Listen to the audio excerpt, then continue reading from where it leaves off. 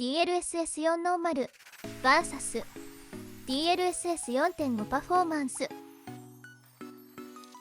こんにちは、もちの京子です。今回は DLSS4.5 の実用性を評価するために DLSS4.5 のパフォーマンスモードを標準状態と比較していきます。これまでの検証などから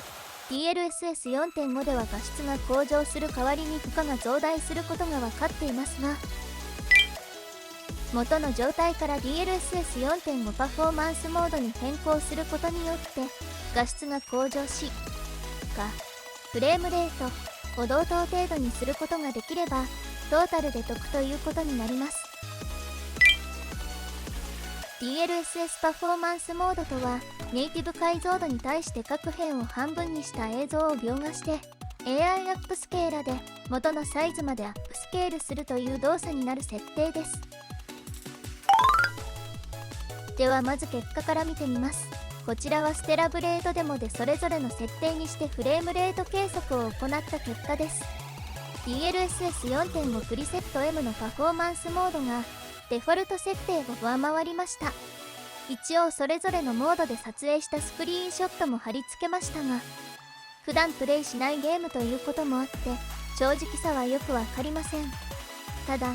わかりやすく悪くなっているということはないようです。それではここから詳しく見ていきます。今回の環境と使用したゲームはこちらの通りです。 RTX4060 を使用しています。ゲームのタイトルは3つで、ステラブレードでもファイナルファンタジー14ホグワーツレガシーです。括弧内はリリース時に対応したと思われる DLSS のバージョンで、右の尾行は実際に現在同梱されるライブラリのバージョン表記です。測定ツールとしては 1W インフォを使用しました。ここから結果を順番に見ていきます。3つのタイトルのフレームレート計測結果です。グラフの内容は左からデフォルト、プリセット M、プリセット M パフォーマンス、プリセット M ウルトラパフォーマンスです。プリセット M が DLSS4.5 の新しい技術が適用されるモデルです。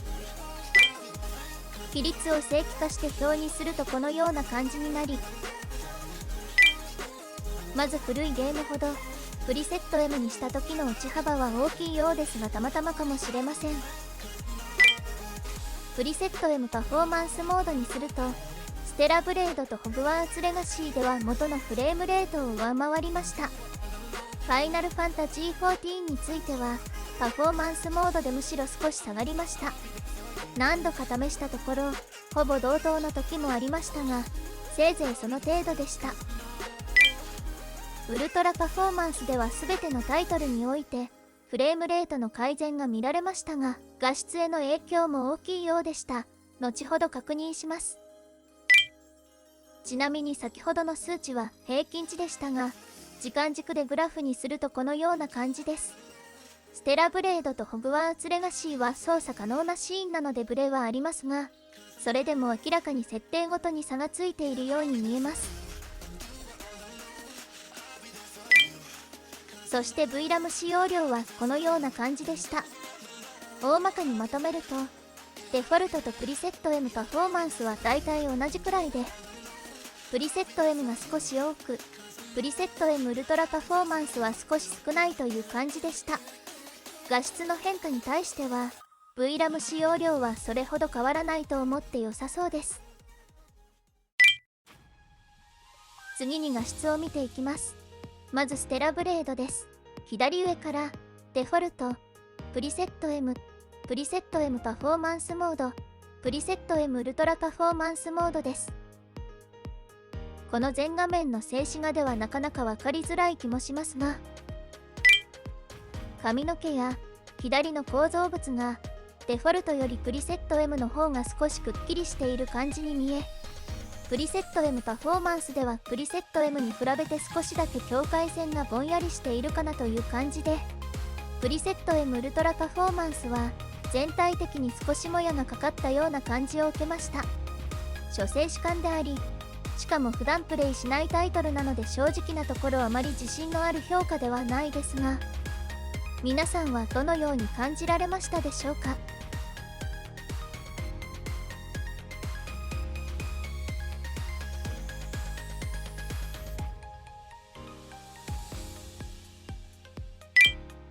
次にファイナルファンタジー14です。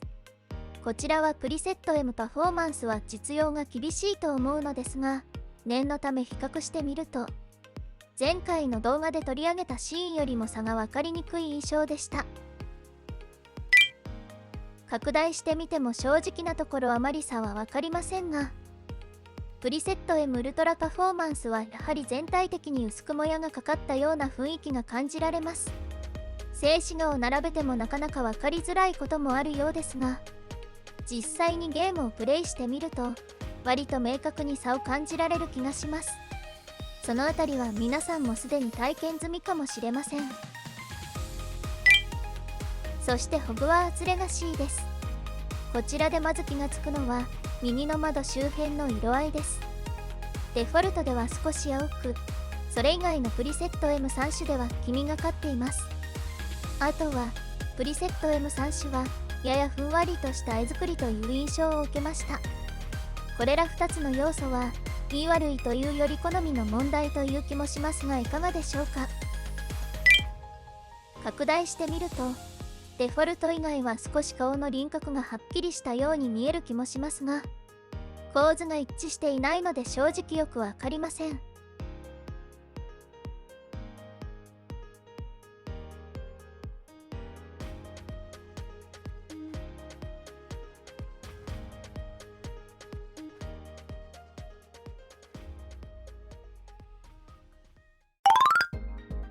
動画で比較していきます。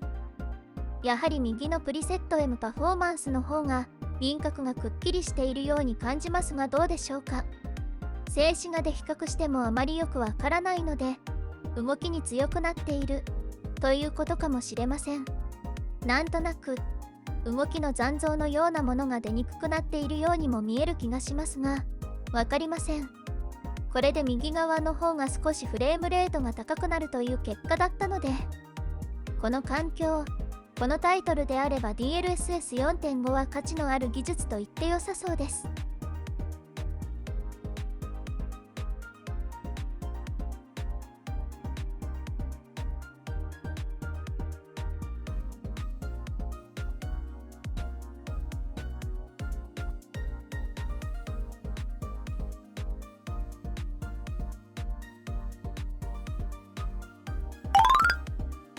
次にパフォーマンスモードとウルトラパフォーマンスモードを比較してみます。右がウルトラパフォーマンスモードで、全体的には破綻しているようなところはないですが、動きの多い速い部分については輪郭のブレ、歪み、にじみのようなものが見える気がします。名前の通りとにかくフレームレート優先という場合には、もしかしたら有用なケースもあるのかもしれません。